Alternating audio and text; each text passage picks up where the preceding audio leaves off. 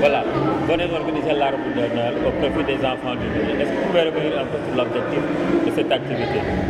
Oui, l'objectif de cette activité, c'est vraiment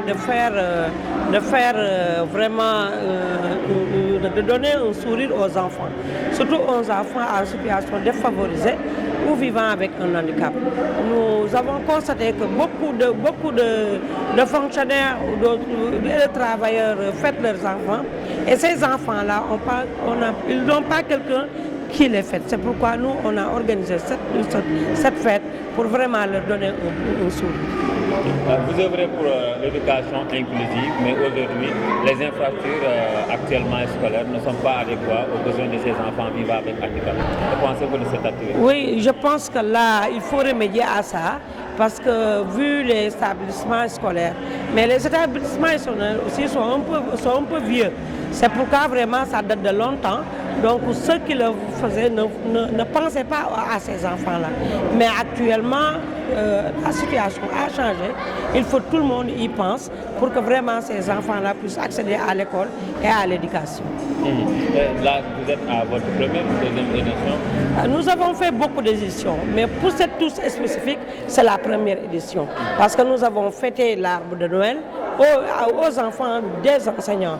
Mais cette édition, c'est dédié aux enfants en situation défavorisée. Oui. Dans le système scolaire, ces enfants sont un peu marginalisés. Est-ce que vous avez un plaidoyer, un message à l'endroit des autorités pour qu'au moins ces enfants soient pris en compte dans le système éducatif? Moi, je pense que ces enfants-là ne sont pas marginalisés dans le système scolaire. Parce que beaucoup d'enseignants, vraiment, ils leur apportent leur soutien et leur confort. Peut-être les autorités locales.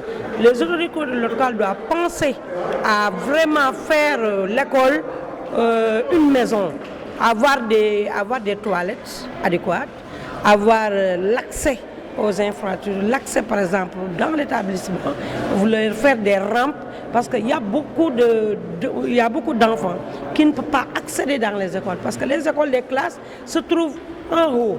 Il y a beaucoup d'escaliers avant d'accéder aux classes.